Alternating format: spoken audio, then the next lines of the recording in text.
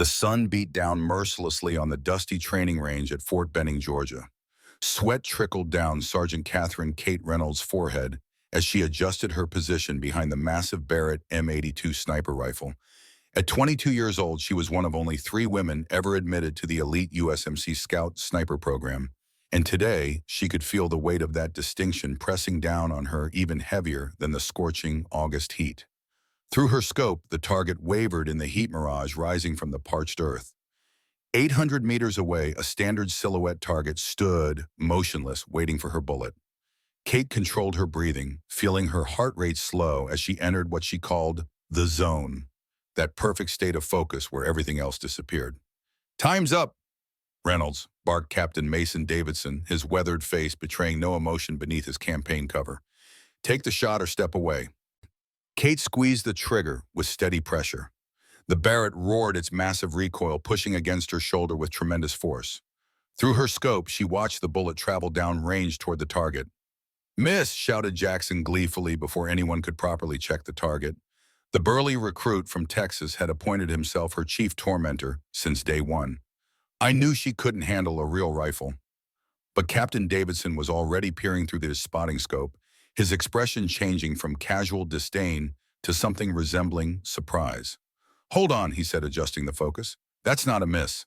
A junior instructor jogged down range to verify the results, returning moments later with confirmation. "Dead center, sir. Perfect bullseye." The laughter among the gathered male recruits died instantly.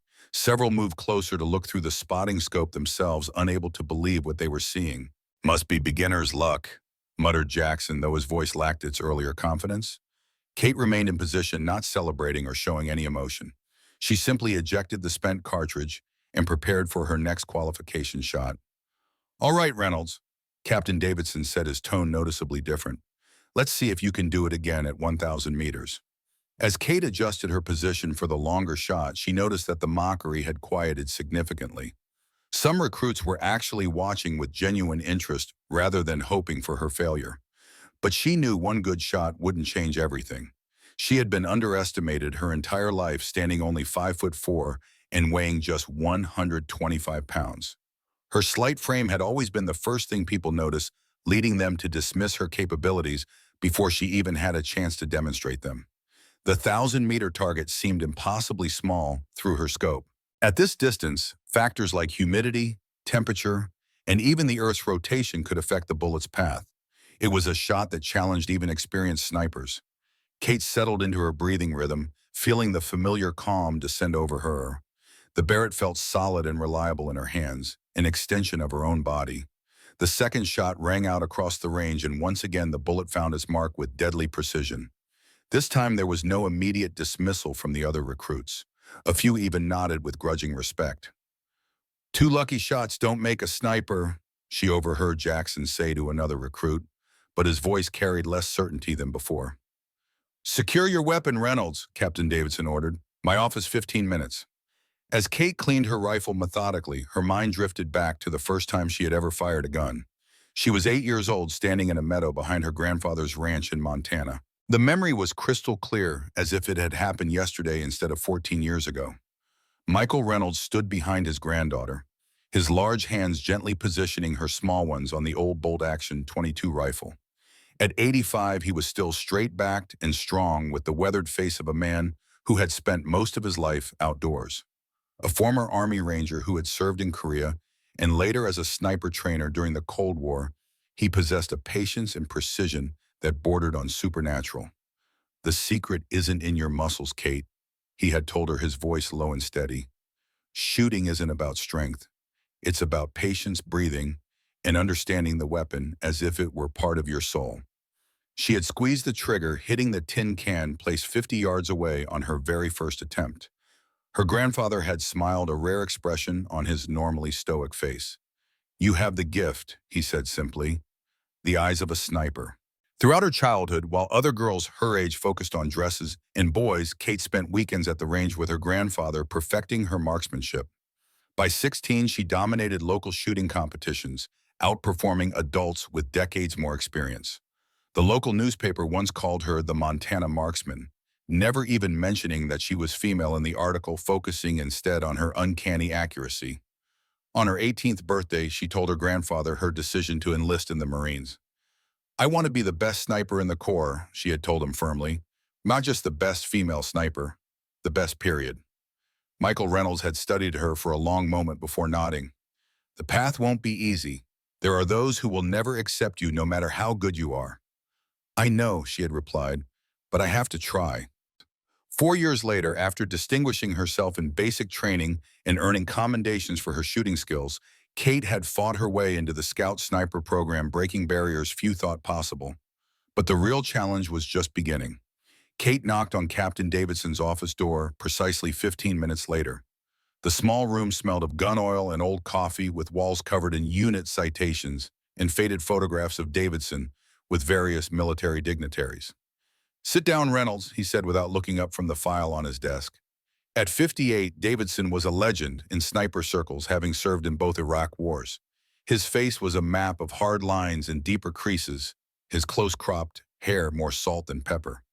He was known for his old-school approach and traditional views on military roles. "Those were impressive shots," he said, finally looking up to study her face.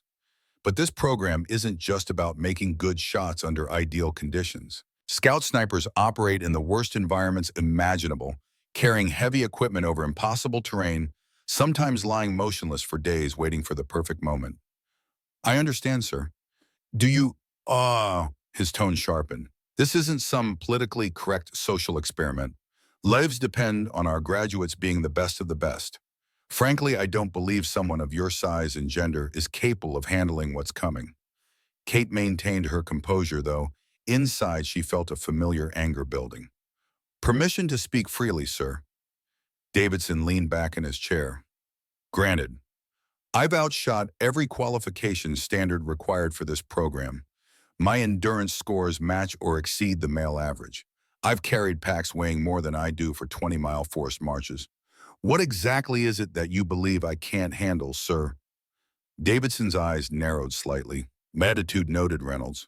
The next phase of training involves advanced tactical scenarios, not just shooting at stationary targets. You'll be tested on your ability to perform under extreme pressure and adverse conditions." He closed her file with finality. "Dismissed." Kate stood saluted and turned to leave. "Reynolds," Davidson called after her. "One more thing. Your Barrett rifle qualification was impressive today, but they're calling you Barbie with a Barrett out there. If that bothers you, you won't last a week in what's coming." "It doesn't bother me, sir," she replied evenly. "Names don't shoot bullets." As she closed the door behind her, Kate took a deep breath. The coming weeks would push her to her absolute limits, but she was ready. She had to be. The following morning, the training program moved into advanced tactical scenarios. Captain Davidson addressed the assembled group with unusual seriousness. "Today you'll be participating in urban warfare simulations," he announced. "You'll work in teams of 2 with 1 spotter and 1 shooter. The scenarios will test your ability to identify targets, calculate distances, and make precise shots while under simulated combat stress." Kate looked around nervously as the other recruits began pairing up. As usual, she found herself standing alone while everyone else chose their partners. "Looks like Reynolds needs a babysitter," Jackson said with a smirk. "Who wants to carry the princess through the exercise?" "I'll take her," said a quiet voice from the back of the group. Everyone turned to see Marcus Chen, a soft-spoken recruit from California who rarely participated in the verbal harassment, but hadn't defended her either. He was known for his exceptional skills in mathematics and ballistics calculations, making him one of the most sought-after spotters in the program. "Your funeral, Chen," Jackson replied. "Hope you're ready to do all the work while she plays dress-up with her rifle." Marcus ignored the comment and walked over to Kate. "I think we could make a good team," he said simply. "Your shooting yesterday was impressive, real impressive." Kate felt a wave of gratitude toward Marcus, but she also sensed an opportunity to prove herself further. "Thank you," she said. "I won't let you down." The first scenario took place in a mock urban environment built on the base. Concrete buildings, abandoned vehicles, and simulated civilians created a complex maze where targets could appear at any moment. Teams were given 30 minutes to identify and neutralize 5 specific threats while avoiding harm to innocent bystanders. Kate and Marcus found themselves positioned on the third floor of a damaged building with Marcus serving as her spotter. Through his high-powered spotting scope, he could identify targets and calculate distances while she focused on making the shots. Target acquired, Marcus whispered into his radio headset. Hostile with RPG 450 meters northwest corner of the blue building. Wind is calm, temperature 78 degrees. Kate adjusted her scope and found the target, a mannequin dressed in military fatigues holding a replica rocket-propelled grenade launcher. The shot required precision to avoid hitting a civilian mannequin positioned just 3 feet away. I see him, she whispered back. Clean shot available. The Barrett rifle cracked and the target's head exploded in a shower of synthetic materials. Marcus confirmed the hit and they moved on to search for the next threat. What Kate didn't realize was that their radio communications were being monitored by all the instructors. Captain Davison and several other training officers were listening to every team's performance, evaluating not just their shooting accuracy, but their communication, tactical thinking, and ability to work under pressure. Reynolds and Chen are moving through this exercise like veterans, one instructor commented to Davidson. Her shooting is textbook perfect, and their teamwork is impressive. Don't get too excited, Davidson replied, though he was secretly impressed. Let's see how she handles the advanced scenarios before we start handing out medals. The second scenario was more challenging. Teams were placed in a simulated desert environment with targets appearing at varying distances from 200 to 800 meters. Additionally, they faced time pressure. Each shot had to be taken within 30 seconds of target identification, simulating the quick decision-making required in actual combat. Hostile vehicle approaching from the east. Marcus called out, tracking a remote-controlled truck carrying a simulated explosive device. Moving target approximately 600 meters and closing fast.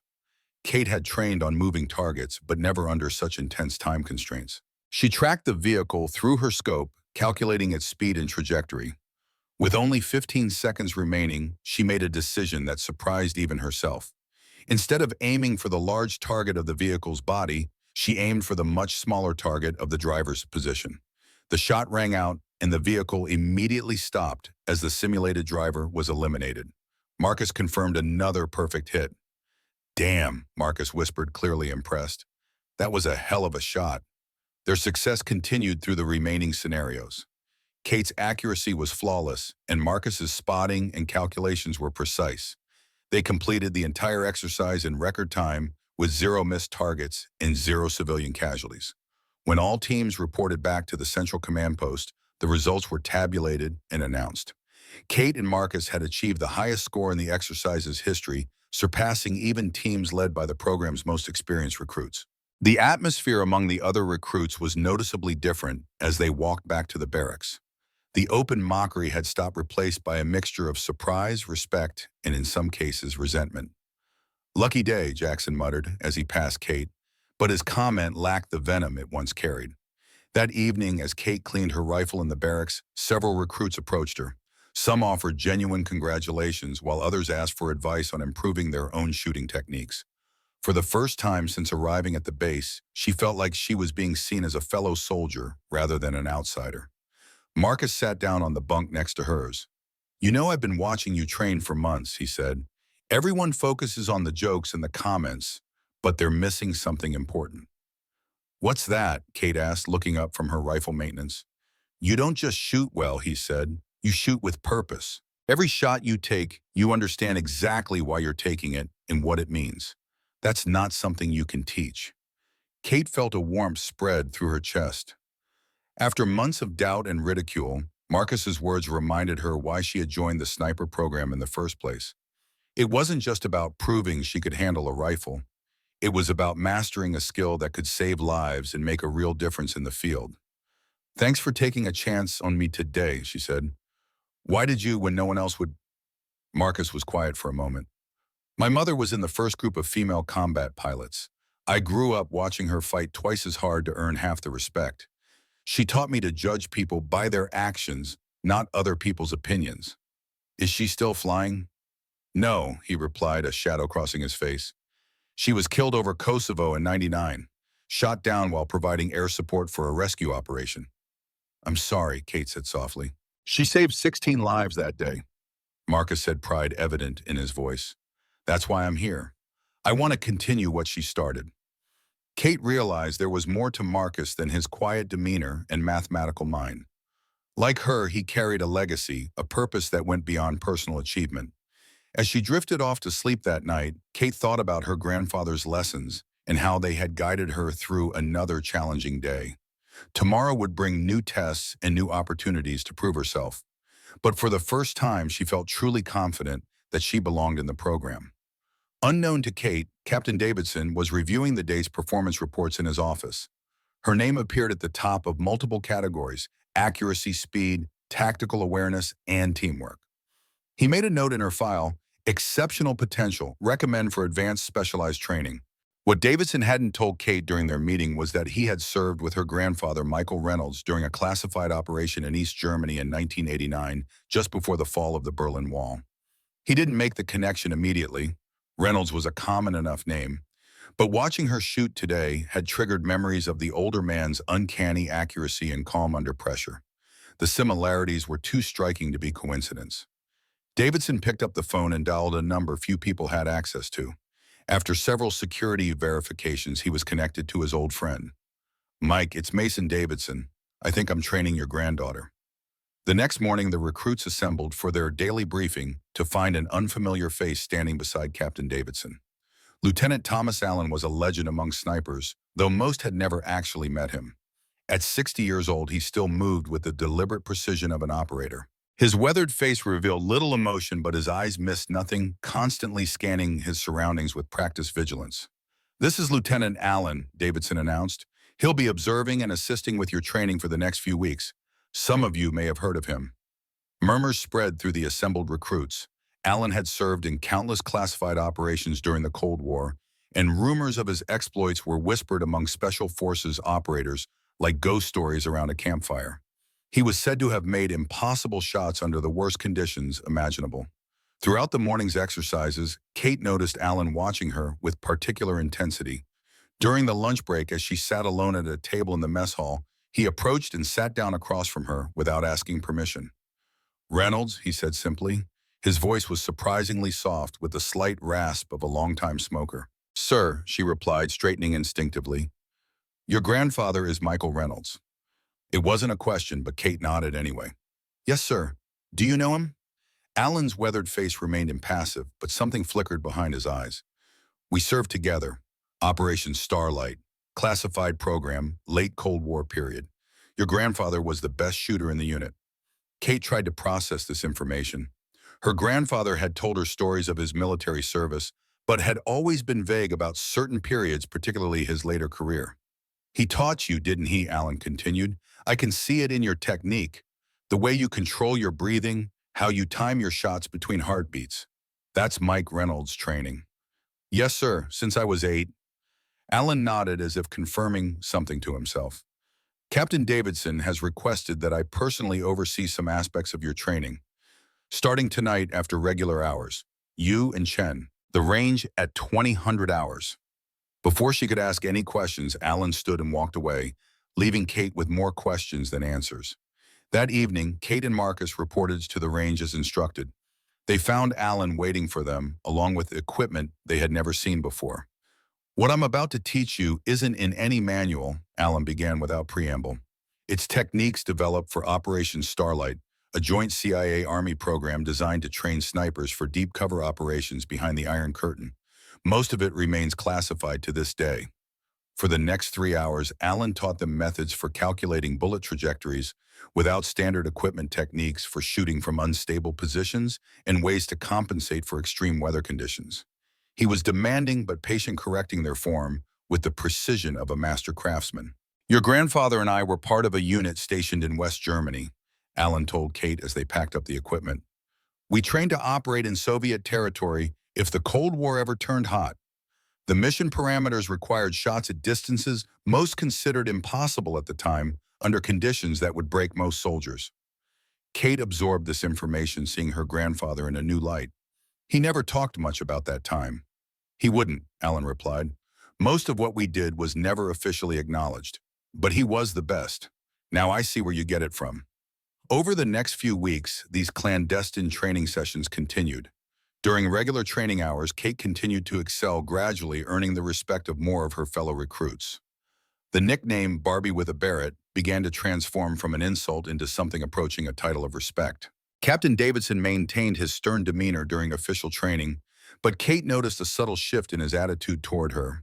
He pushed her harder than the others, but there was purpose behind his demands now, not just skepticism. 2 months into the advanced training phase, Davidson gathered the recruits for an unexpected announcement. Ladies and gentlemen, we're moving into the field phase of your training. Colonel William Harris, former commander of Delta Force, will be overseeing Operation Desert Phantom, a 3-day exercise in the Mojave Desert designed to simulate combat conditions in Afghanistan. A tall, imposing figure stepped forward. Colonel Harris, at 62, carried himself with the unmistakable authority of someone accustomed to command.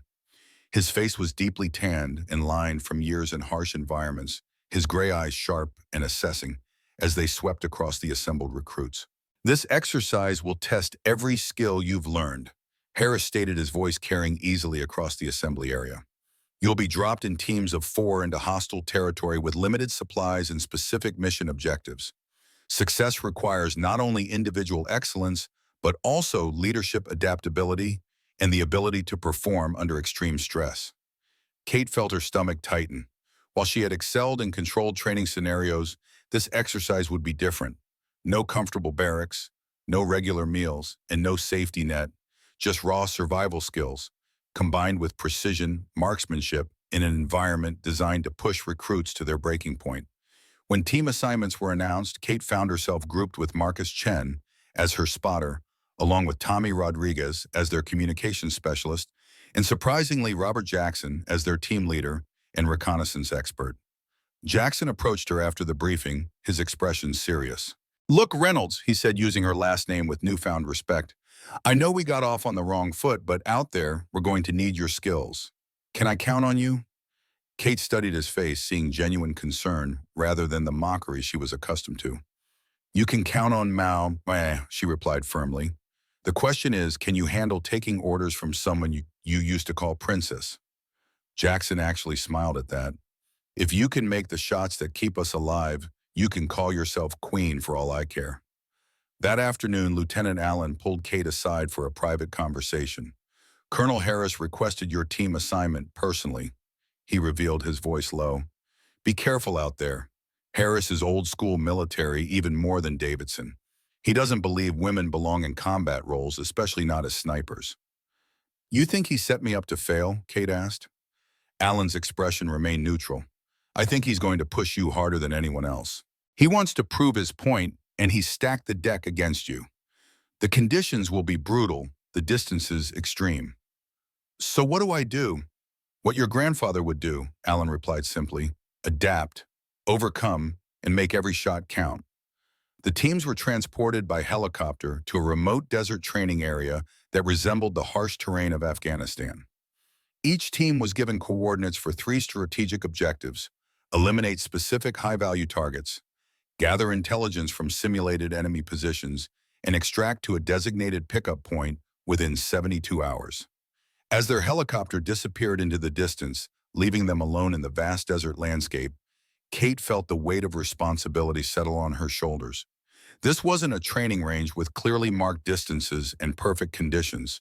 This was as close to real combat as they would experience before deployment. "All right, team," Jackson said, spreading a topographical map on the ground. "Our first target is approximately 8 kilometers northeast. Intelligence suggests hostile activity around a simulated village." "Reynolds, what's your effective range in these conditions?" Kate considered the question carefully. The desert heat would affect bullet trajectory, and the wind patterns were unpredictable. "I'm confident out to 2,500 meters in these conditions," she said. "Beyond that, we'll need to get creative." Marcus nodded approvingly. "The ballistics calculator shows significant temperature effects today. We'll need to adjust for the heat differential." Their first day was spent moving carefully through the desert terrain, avoiding enemy patrols and establishing observation points. Kate quickly realized that her small stature, which had been mocked in training, was actually an advantage in the field. She could move quietly and take concealed positions that larger soldiers couldn't manage. As they approached their first objective, A simulated enemy compound. Jackson positioned the team on a ridgeline overlooking the target area. Through her scope, Kate could see several hostile figures moving between buildings, but the distance was challenging. Nearly 1,200 meters with significant heat shimmer affecting visibility. "I count 4 targets," Marcus whispered, studying the area through his spotting scope. "But there's a lot of mirage interference. This won't be easy." Kate adjusted her scope and studied the targets. The heat rising from the desert floor created a wavy distortion that made precise aiming extremely difficult. This was exactly the kind of real-world challenge that separated good shooters from exceptional ones. "Target 1, she whispered. "Large building, second-floor window. I can see movement, but the heat signature is distorting the image." "Confirmed," Marcus replied. "Range 1,247 meters. Wind southwest at approximately 8 miles per hour. Temperature correction needed for extreme heat." Kate made the necessary adjustments to her scope. But as she prepared to take the shot, something unexpected happened. A civilian figure, another mannequin dressed in non-military clothing, walked directly into her line of fire. "Hold fire," Jackson commanded immediately. "Civilian in the area." For 20 minutes, they waited patiently as the civilian figure moved randomly through the compound. In a real combat situation, this kind of patience could mean the difference between completing a mission successfully and causing an international incident. Finally, the civilian moved clear, and Kate had her shot. The Barrett rifle cracked across the desert landscape, and even at the extreme distance, the target fell immediately. "Hit confirmed," Marcus called out, moving to target 2. Over the next 6 hours, Kate successfully eliminated all 4 designated targets, each shot more challenging than the last due to changing wind conditions and the extreme heat. Her teammates watched in amazement as she consistently made shots that would challenge even veteran snipers. That night, as they established a concealed camp in a rocky outcropping, Tommy Rodriguez pulled out his encrypted radio to report their progress. "Base, this is Team 7, he whispered into the radio. "First objective complete, all targets neutralized with 0 civilian casualties. Ready to proceed to Phase 2. The voice that came back over the radio surprised them all. It was Colonel Harris himself. "Team 7, your performance today has been noted by multiple observers. Reynolds, your shooting under extreme conditions has exceeded expectations. However, tomorrow's challenges will be even more difficult. Get some rest." While they settled in for the night, taking turns on watch duty, Jackson approached Kate during her guard shift. "I owe you an apology," he said quietly, "not just for the comments and jokes, but for not recognizing your abilities sooner. Today you saved this mission. In a real combat situation, you probably would have saved our lives." Kate looked out over the moonlit desert landscape. "We're a team," she said simply. "That's what teams do. They support each other." Jackson nodded and started to walk away, then turned back. "For what it's worth, I'm starting to think that Sniper Queen nickname might actually fit you, but in a good way this time." As Kate maintained her watch through the night, she reflected on how much had changed since her first day of training. The mockery and doubt had been replaced by respect and trust, but she knew the biggest challenges were still ahead. Tomorrow would bring new tests, and somewhere in her mind, she sensed that her defining moment, the shot that would cement her reputation forever, was approaching. The desert wind carried sounds from far away, and Kate thought she could hear the distant hum of vehicles. Their second day would be more dangerous than the first, and she would need every skill her grandfather had taught her to keep her team safe and complete their mission successfully. Dawn broke over the Mojave Desert in a blaze of orange and gold, painting the barren landscape in ethereal light. Kate stirred from her shallow sleep, her body aching from the hard ground and the previous day's exertions. She checked her watch, 05:30 hours. Perfect time to prepare for the day ahead. The air was still cool, a temporary reprieve from the scorching heat that would arrive within hours. Kate moved silently through their makeshift camp, careful not to disturb Rodriguez, who had taken the last watch shift. Marcus was already awake, meticulously checking his spotting equipment and weather instruments. "Morning," he whispered. "Temperature already climbing. Forecast says we could hit 120 degrees by noon." Kate nodded, taking a small sip from her canteen. Water discipline would be crucial today. Dehydration was the enemy of precision shooting, causing tremors and clouding judgment. Jackson joined them, moments later, spreading out the map on a flat rock. "Base says our second objective is this ridge here." He pointed to a location approximately 6 kilometers southeast. Intelligence suggests multiple hostiles guarding a communications array, more complex than yesterday. The team broke camp with practiced efficiency, leaving no trace of their presence. As they moved across the desert terrain, Kate noticed Rodriguez repeatedly checking his radio, a slight frown creasing his forehead. "Problem with the comms?" she asked during a brief water break. "Not exactly," Rodriguez replied, his voice low. "I caught some strange radio traffic last night, not part of our exercise parameters." "What kind of traffic?" Jackson asked, instantly alert. "Someone calling themselves Observer Actual, asking for status updates on Team 7 specifically, but the channel was supposed to be direct to base command." The team exchanged concerned glances. Someone outside the normal chain of command was monitoring them particularly closely. "Colonel Harris," Kate said, remembering Allen's warning. "He's watching us more closely than the others." Jackson considered this, then nodded decisively. "Then we give him a show that he won't forget. Let's move out." They reached the observation point by 1100 hours. The sun beat down mercilessly, the temperature now well above 100 degrees. Heat waves danced across the landscape, distorting visibility and complicating range calculations. Below them, approximately 1,500 meters away, stood the communication array, guarded by at least 6 hostiles, training staff playing the role of enemy combatants. "Security is tighter than the first objective," Marcus observed through his spotting scope.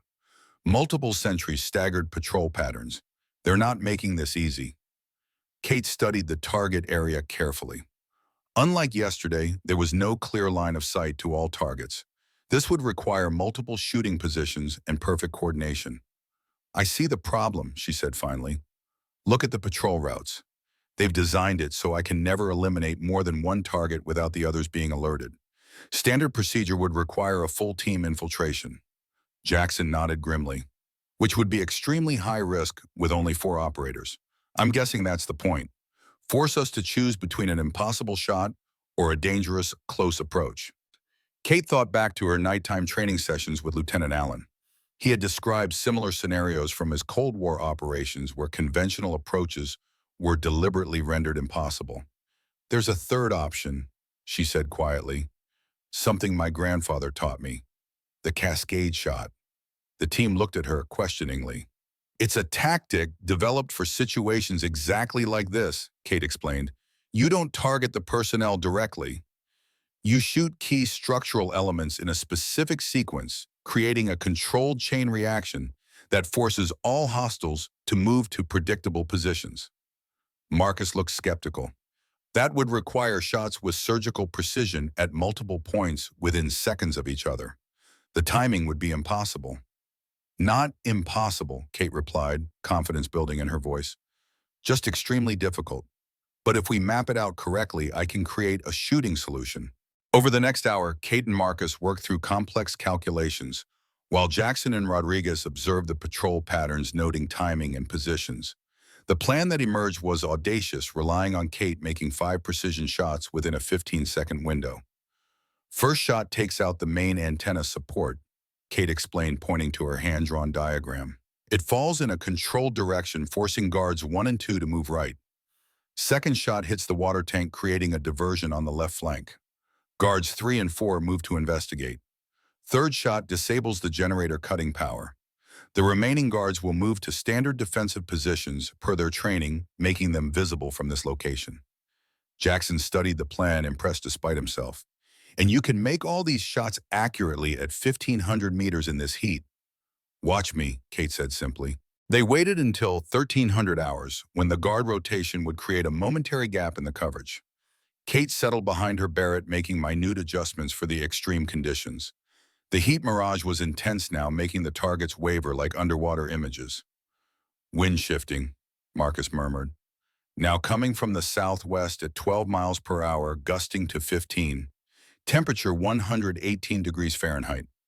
Kate made the necessary adjustments, remembering her grandfather's lessons.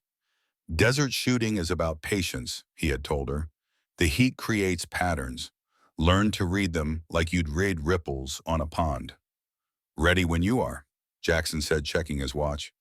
Guard rotation in 30 seconds. Kate controlled her breathing, entering her zone of perfect focus. "Commencing cascade shot on my mark. 3, 2, 1 mark." The Barrett roared, its massive report echoing across the desert. Through her scope, Kate watched as the first bullet struck the antenna support exactly as planned. Without waiting to confirm the impact, she shifted her aim, slightly fired then again, executing the sequence with machine-like precision. Marcus called out confirmations, rapid fire. Antenna down, water tank hit, generator disabled. Just as Kate had predicted, the guards moved in response to each crisis, eventually converging in an exposed position. Her fourth and fifth shots neutralized all 6 targets within the 15-second window she had calculated. Jackson stared through his binoculars in disbelief. "Holy shit," he whispered. "I've never seen anything like that." Rodriguez was already on the radio. "Base, this is Team 7, second objective complete.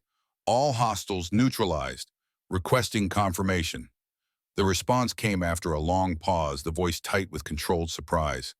"Team 7, this is base. Objective confirmed, complete. Stand by for new instructions." As they waited, Kate methodically cleaned her rifle, ignoring the stunned looks from her teammates. The Barrett had performed flawlessly, despite the punishing conditions, but proper maintenance was essential, especially with the fine sand that seemed to get everywhere. "Where did you learn that technique?" Marcus finally asked. "It's not in any manual I've studied." "My grandfather called it environmental manipulation," Kate explained. "He developed it during the Cold War for operations where direct engagement wasn't possible. The key is understanding that people respond predictably to sudden crises. You're not shooting at them. You're changing their environment in ways that make them move where you need them to be." Their radio crackled to life again. "Team 7, this is Colonel Harris," Jackson answered immediately. "Team 7 receiving, sir." "Your approach to the second objective was unconventional," Harris said, his tone unreadable. "Report to the following coordinates for your final objective. Be advised, weather conditions are deteriorating. Expect sandstorm activity within 6 hours." The new coordinates placed their third objective nearly 10 kilometers away, a punishing journey in the afternoon heat with a developing sandstorm on the horizon. "He's pushing us deliberately," Jackson observed as they packed up, "trying to see if we'll break." Kate adjusted her pack, distributing the weight evenly. "Then let's disappoint him." The team moved quickly across the desert, conserving water and energy as best they could. The temperature continued to climb, reaching 122 degrees by mid-afternoon. The horizon had taken on an ominous brownish tint, the first sign of the approaching sandstorm. They reached the coordinates with just under 4 hours of daylight remaining. Unlike their previous objectives, there was no obvious target area. "I don't get it," Rodriguez said, scanning the empty desert before them. "There's nothing here." Jackson consulted his map, then studied the terrain more carefully. "Wait, look at that rock formation to the west. Does that look natural to you?" Kate peered through her scope. Approximately 2 kilometers away stood a cluster of rocks that, upon closer inspection, appeared too uniform to be natural.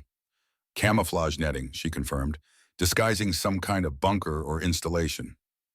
Marcus set up his spotting equipment. "I count minimal movement, maybe 1 or 2 guards, but they're well concealed.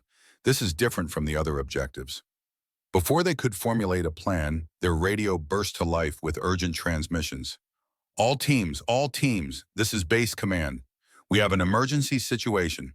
Team 4 has been captured by OB4 elements. Repeat, Team 4 is being held hostage. This is now a rescue scenario. All teams acknowledge." Jackson keyed his radio. "Base command, this is Team 7, acknowledged, awaiting instructions." Colonel Harris's voice came through clearly. "Team 7, your mission parameters have changed. Team 4 is being held at your third objective location. Intelligence indicates they will be executed at 1800 hours, if not rescued. You are to provide overwatch for a rescue operation. Special Forces team is inbound ETA 30 minutes. You need to eliminate all guards without alerting the main facility. Be advised, sandstorm conditions will significantly complicate your shooting solution." Kate felt her heart rate increase. This was no longer a training exercise with predetermined targets and controlled conditions. Real soldiers, fellow trainees she knew personally, were in a simulated life-or-death situation, and her skills would be crucial to the rescue. "Roger, base command," Jackson responded. "What's our timeline?"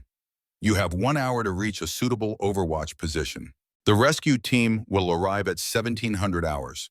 Weather reports confirm sandstorm will hit your position approximately 1730 hours." As they packed their equipment and prepared to move out, Marcus approached Kate with concern evident on his face. "The conditions are getting worse," he said, checking his meteorological instruments. "Wind speeds picking up to 20 miles per hour, and the temperature is still climbing. These are some of the most challenging shooting conditions possible." Kate nodded grimly. She had trained for adverse conditions, but never anything quite this extreme. The combination of heat, wind, time pressure, and the approaching sandstorm would test every skill she had developed. Jackson led them along concealed routes to a rocky ridgeline that provided clear sight lines to the camouflaged installation. As they traveled, Kate could see the weather conditions deteriorating exactly as predicted. Sand began to whip across the landscape, and the wind grew increasingly gusty and unpredictable. After 30 minutes of hard travel, they reached a suitable overwatch position. Through her scope, Kate could see the hidden installation more clearly now. A collection of reinforced structures disguised to blend with the desert terrain, surrounded by guard positions and defensive measures. "Range to primary target area?" Jackson asked, setting up his command post. Marcus checked his rangefinder multiple times to account for the atmospheric conditions. 1,747 meters to the main compound. But Kate, with these wind conditions and heat shimmer, this is going to be extremely difficult. Kate studied the target area through her scope, noting the movement patterns of the guards and identifying potential shooting positions. The distance was well within her theoretical maximum range, but the environmental factors made it one of the most challenging shots she had ever attempted. "I can make the shots," she said with quiet confidence, "but I'll need perfect communication and wind readings. Marcus, you'll need to give me real-time updates on conditions." At exactly 1700 hours, the rescue team made contact via radio. "Overwatch Team 7, this is Rescue 1. We are beginning our approach. We'll need you to eliminate the tower guards on our signal to ensure a clean entry." Kate settled into her firing position, adjusting the Barrett rifle's bipod and checking her scope settings one final time. The wind was now gusting up to 25 miles per hour, creating significant bullet drift at the extreme range. "First target," Marcus called out through his spotting scope. "North Tower single guard range, 1,747 meters. Wind from southwest gusting 12 to 15 miles per hour. Temperature now 118 degrees. Kate made the necessary adjustments to her scope, compensating for the extreme conditions. This was the moment all her training had prepared her for, Bememon. Not just hitting a target, but potentially saving lives under the worst possible circumstances. The wind suddenly shifted and Marcus called out the change. "Wind shift now from the west at 10 miles per hour steady." Kate adjusted again and took a deep breath. Through her scope, she could see the guard in the tower, a training instructor, playing the role of an enemy soldier. In a real situation, this shot could mean the difference between a successful rescue and a tragedy. The Barrett rifle thundered across the desert, its sound echoing off the rocky terrain. Even at the extreme distance, Kate could see through her scope that the shot had found its mark perfectly. "Hit confirmed," Marcus called out. "Target down. Moving to second tower." "Outstanding shot, Overwatch," came the voice of the rescue team leader over the radio. "Proceeding to entry point." The second shot was even more challenging. The guard had moved partially behind cover, presenting only a small portion of his torso as a target. Additionally, the wind had picked up again, creating even more complex ballistic calculations. "This is a tough one," Marcus warned. "Partial target range, 1,630 meters wind, now gusting up to 18 miles per hour from multiple directions." Kate studied the target carefully. In training, she might have waited for better conditions or a clearer shot, but the rescue team was counting on her, and delay could mean disaster for the captured team members. She made a decision that demonstrated not just her shooting skills, but her tactical thinking. Instead of trying for the difficult partial shot, she adjusted her aim point to a piece of equipment near the guard, a simulated communication antenna. The shot would disable their communications and likely cause the guard to move into a better position for a follow-up shot. The rifle cracked again, and the antenna disintegrated. As predicted, the guard moved to investigate, presenting a clear target for her immediate follow-up shot. "Two shots, two hits," Marcus called out in amazement. "Both targets neutralized. Overwatch, this is Rescue 1. Thanks to your support, we have successfully breached the perimeter. Moving to extraction point with friendlies." Kate remained in position, providing continued overwatch until all friendly forces were clear of the area. The extreme conditions had tested every aspect of her training, and she had performed flawlessly when it mattered most. The approaching sandstorm was now visible as a towering wall of dust on the horizon less than 20 minutes from their position. They needed to find shelter quickly or risk being caught in potentially lethal conditions. Team 7, this is Rescue 1. We have successfully extracted all 4 Team 4 members. Mission complete. Return to base for debrief. Jackson keyed his radio. Negative Rescue 1. Sandstorm approaching our position. We need to shelter in place until it passes. Understood, Team 7. There's an emergency bunker 2 clicks east of your position. Coordinates incoming. Take shelter there until the storm passes. The team quickly packed their equipment and began moving toward the bunker coordinates, racing against the approaching wall of sand and dust. The wind was now howling around them, throwing stinging particles into their faces despite their protective gear.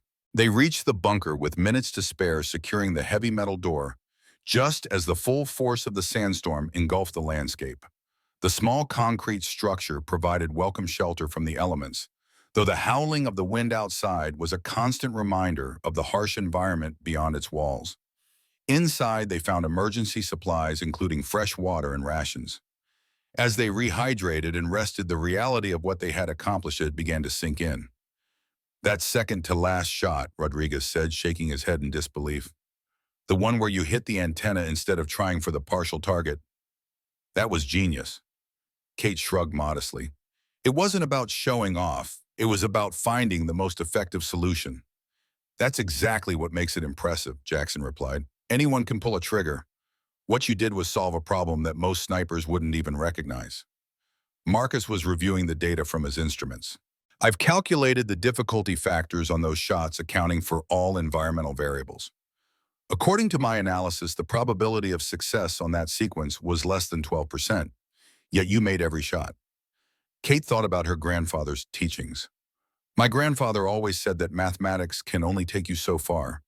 Beyond the numbers, there's an intuitive understanding that comes from experience. He called it feeling the shot, knowing not just where to aim, but when to breathe, when to squeeze the trigger. Your grandfather sounds like a remarkable man, Jackson observed. He is, Kate agreed.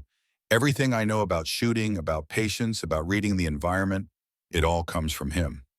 The sandstorm raged through the night, battering the small bunker with relentless fury.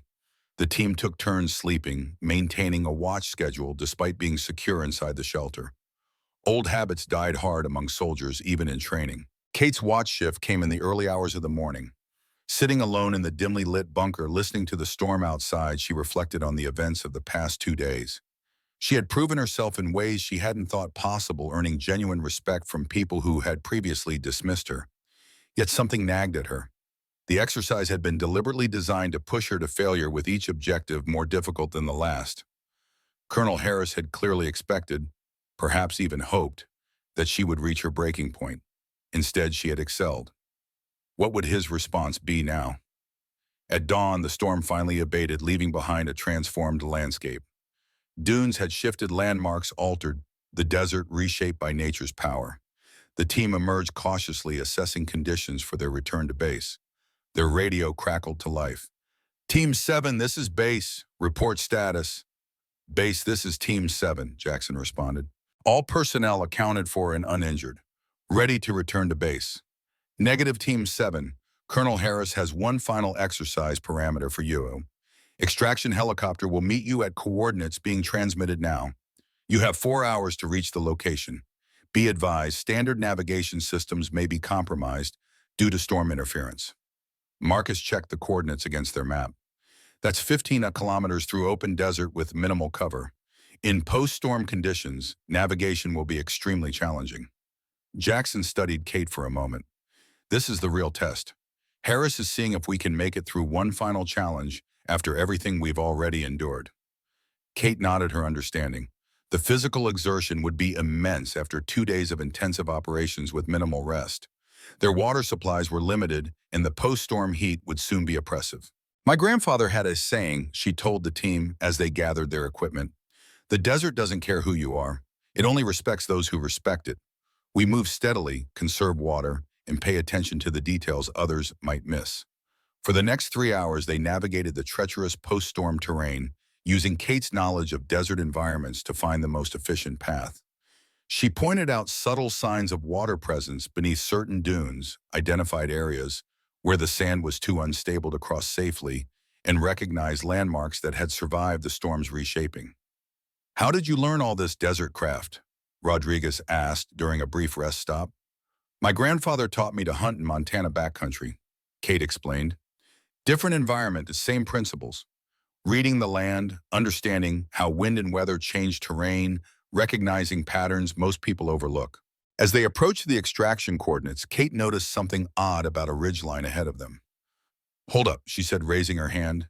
The team immediately stopped trusting her instincts by now. Kate studied the area carefully through her scope. "There's something wrong with that approach. See how the sand pattern breaks unnaturally at those intervals. Those are pressure plates, simulated IEDs," Jackson verified through his binoculars. "Good catch. That's a hidden obstacle course. One final test before extraction." "And look beyond the ridge," Marcus added, using his spotting scope. "I count at least 3 hidden observation posts. We're being evaluated on how we approach."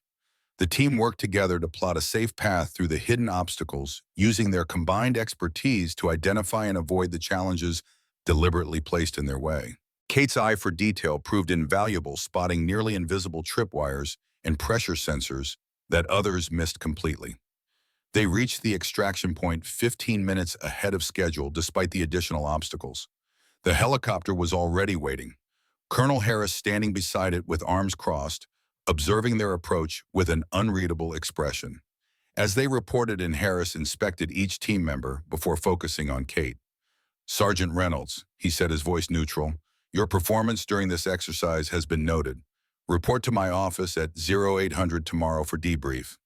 The flight back to base was quiet, each team member lost in their own thoughts. The exercise had pushed them to their absolute limits physically and mentally. For Kate, it had been the ultimate test of everything she had trained for.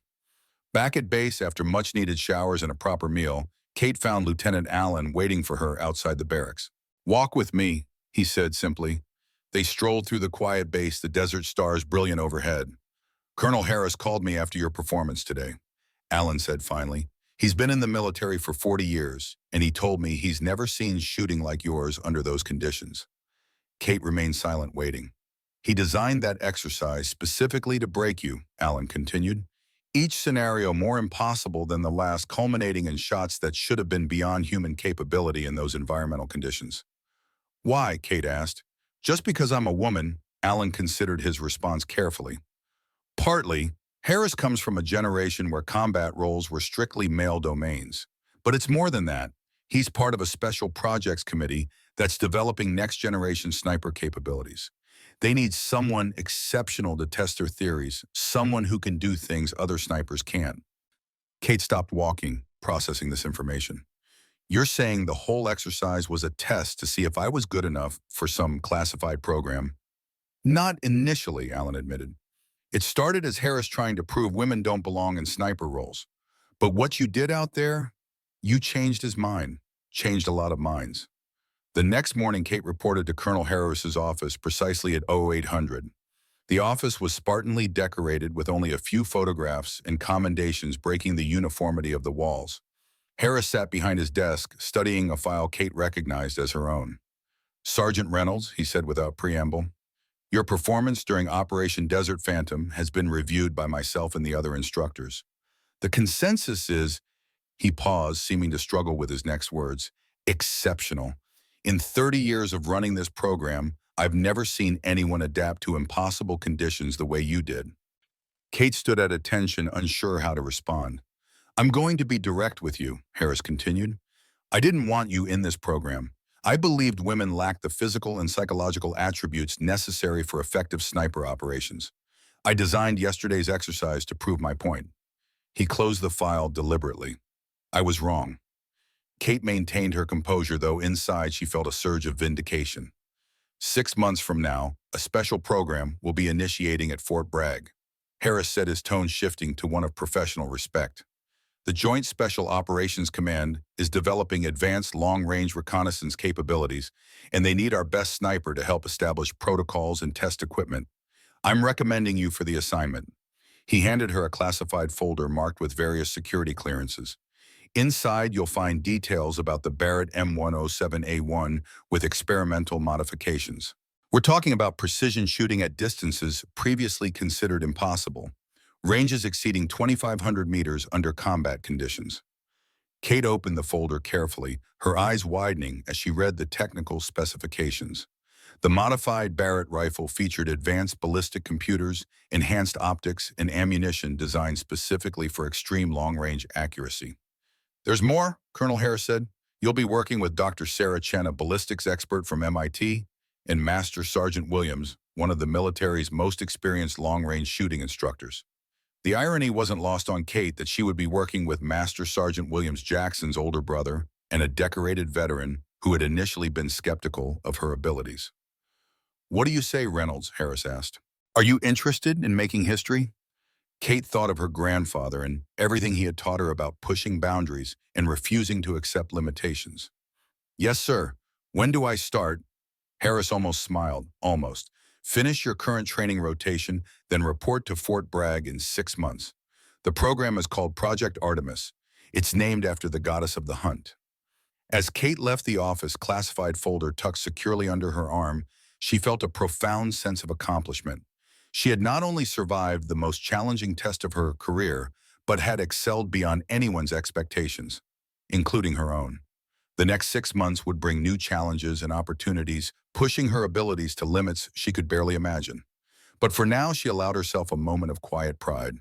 The girl from Montana who had been mocked as Barbie with a Barrett was about to help redefine what was possible in the world of military sniping. Outside the administration building, she found her team waiting for her. Jackson, Marcus, and Rodriguez stood together, curiosity evident on their faces. "So," Jackson asked, "what's the verdict?" Kate couldn't suppress a small smile. "Let's just say the Sniper Queen is just getting started." Fort Bragg, North Carolina stood as a monument to American military excellence. 6 months after Operation Desert Phantom, Kate Reynolds stepped through the security checkpoint at the Joint Special Operations Command headquarters, her credentials carefully scrutinized by the guard on duty. The classified folder from Colonel Harris had prepared her for what was coming, but nothing could fully ready her for the reality of Project Artemis. A staff sergeant met her at the entrance, his demeanor professional but curious. "Sergeant Reynolds, follow me, please. They're waiting for you." Kate was led through a labyrinth of secure corridors, each requiring higher levels of clearance. The deeper they went, the more she realized this was no ordinary program.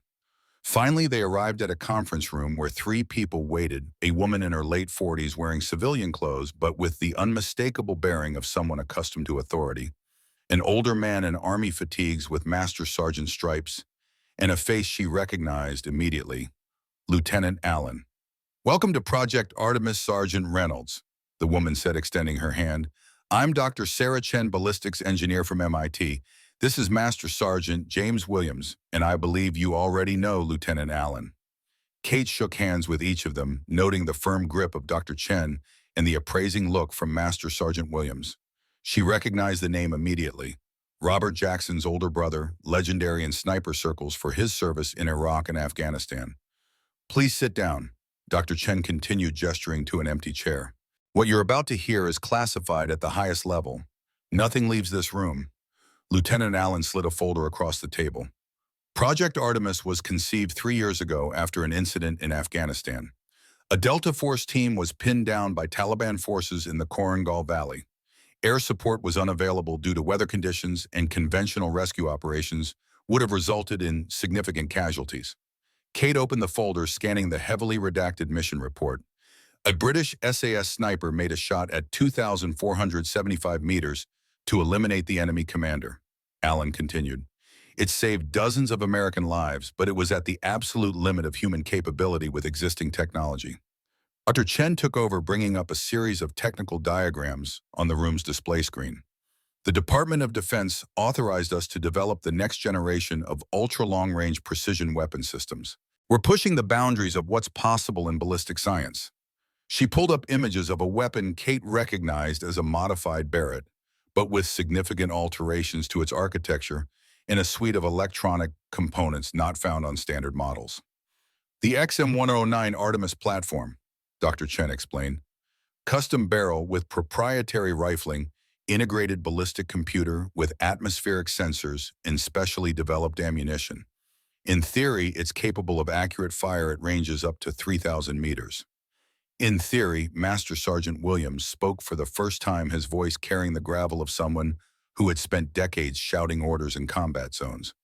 That's where you come in, Reynolds. We need someone who can actually make those shots when the equations say they're impossible. Kate absorbed this information, understanding now why her performance in the Mojave had caught their attention. You want me to test the system? See if it can actually perform at those ranges. More than that, Lieutenant Allen replied, we need you to help develop the protocols, training, methodologies, and tactical applications. This isn't just about the weapon, it's about creating an entirely new capability for our Special Operations Forces. Dr. Chen nodded in agreement. The physics are sound, the engineering is cutting edge, but at extreme ranges, there's an undeniable human element that mathematics alone can't account for. Colonel Harris believes you have something that can't be quantified, an intuitive understanding of ballistics that goes beyond calculation. Kate thought back to her grandfather's teachings about feeling the shot, about becoming one with the environment and the weapon. My grandfather would call it the art behind the science. Exactly. Dr. Chen smiled, clearly pleased with the answer. We have the science. We need your art. A fourth person entered the room, a tall, distinguished man with silver hair and the unmistakable bearing of a high-ranking officer. Everyone stood as General Robert Matheson, commander of United States Central Command, joined them at the table. At ease, the general said, gesturing for everyone to sit. He turned his attention to Kate. Sergeant Reynolds, your reputation precedes you. We've been following your progress since you first qualified on the Barrett at Fort Benning. Impressive to say the least. Thank you, sir, Kate replied, surprised that someone of Matheson's stature would be aware of her career. What you may not know, the general continued, is that this program has significant opposition within certain military circles. Major General Whitman at the Pentagon believes we're wasting resources on technology that can't deliver in the field. He's advocating for the program's termination. Kate sensed the tension in the room. What does that mean for Project Artemis, sir? It means we're on a clock, Sergeant. 6 months to demonstrate that the system works under actual field conditions, or the funding gets redirected to conventional programs. The success or failure of Project Artemis rests largely on your shoulders. Master Sergeant Williams leaned forward, fixing Kate with an intense stare. Let me be clear, Reynolds. This program will push you beyond anything you've ever experienced. The conditions will be brutal, the expectations nearly impossible. Many believe what we're attempting simply can't be done. Are you absolutely certain you want this assignment? Kate met his gaze without hesitation. With respect, Master Sergeant, people have been telling me what I can't do my entire life. I'm still here. For the first time, William smiled slightly. Good answer. We start tomorrow at 500. The first phase takes place at our testing facility in White Sands, New Mexico. As the meeting concluded, Lieutenant Allen held back to speak with Kate privately. There's something they didn't mention, he said quietly once they were alone. Major General Whitman isn't just skeptical of the technology. He's been vocal about his opposition to women in combat roles. This is personal for him. If you succeed, you're not just validating the Artemis system, you're challenging decades of military doctrine. Let me guess, Kate replied. He doesn't think a woman can handle it. That's part of it, Allen nodded, but it's more complex than that. The traditional sniper community is deeply invested in established methodologies. What we're attempting threatens decades of doctrine. If you succeed, you'll be making history, but you'll also be making enemies. I didn't come this far to worry about hurt feelings, Kate said firmly. Just be prepared, Allen cautioned. The pressure will come from all sides. Stay focused on the mission. The White Sands Missile Range sprawled across the Chihuahuan Desert like an alien landscape, its vast expanse of gypsum dunes creating a surreal backdrop for the most advanced weapons testing on Earth. The morning sun had barely crested the horizon when Kate arrived at the classified facility nestled deep within the restricted area.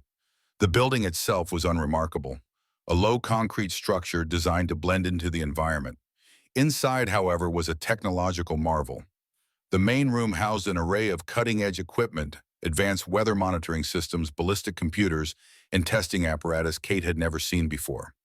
Dr. Chen greeted her with characteristic efficiency. I hope you're well rested, Sergeant Reynolds.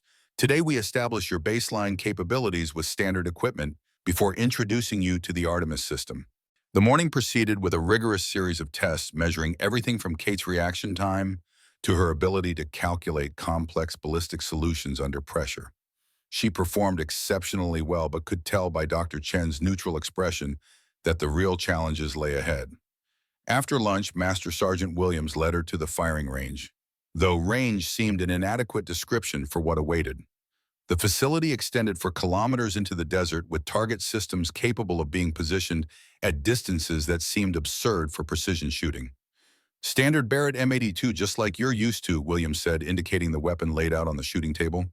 We'll start at 1,000 meters and work our way up. Dr. Chen wants to map your accuracy curve against increasing distances. Kate settled behind the rifle, going through her familiar pre-shooting ritual. The conditions were perfect. Minimal wind, clear visibility, stable temperature. These were the conditions snipers dreamed about, but rarely encountered in the field. She progressed through the distances methodically: 1,000 meters, 1,500, 2,000. Her groupings remained tight, her accuracy exceptional, even at ranges where most snipers would struggle to hit the target at all. At 2,500 meters, the distance of the record-setting shot in Afghanistan, Kate still managed to place 5 rounds within a 30-centimeter grouping, an extraordinary achievement by any standard. Dr. Chen watched through high-powered optics, periodically making notes on her tablet. Exceptional, she murmured. Your ability to intuitively adjust for bullet drop and wind drift at these distances is remarkable. Williams, however, remained stoic. That's enough for today. Tomorrow we push beyond conventional parameters. Over dinner in the facility's small cafeteria, Kate found herself sitting with Lieutenant Allen, who had been observing the day's tests. 2,500 meters with standard equipment, he remarked. There are maybe 5 people in the world who could do what you did today. Kate took a sip of water, considering her response. It still wasn't perfect. At that distance, I'm compensating more by feel than calculation. The bullet flight time is so long that conventional formulas start to break down. That's exactly why you're here, Allen replied. Dr. Chen believes there's a way to mathematically model that feel you describe, to create a system that can account for the variables human intuition processes subconsciously. And if it works, Kate asked. If it works, Allen said quietly, you'll change warfare forever. The next morning, Kate was introduced to the XM-109 Artemis platform for the first time. Up close, the weapon was even more impressive than in the diagrams she had seen. 20% lighter than the standard Barrett while maintaining stability, Dr. Chen explained, running her hand along the custom barrel. The integrated ballistic computer links to these atmospheric sensors, providing real-time adjustments for 23 different variables affecting bullet trajectory. Kate lifted the rifle, feeling its balance and weight. Despite its advanced technology, it still felt familiar in her hands, a comforting blend of innovation and tradition. The ammunition is proprietary, Williams added. Tungsten core with a specialized jacket designed to maintain stability at extreme distances. Each round costs more than your monthly salary, so make your shots count. The morning was spent familiarizing Kate with the weapon systems and calibrating the optics to her specific visual parameters. By afternoon, she was ready for her first live-fire exercise with the Artemis system. We'll start at 2,000 meters, Williams instructed. Get a feel for how the system performs compared to standard equipment.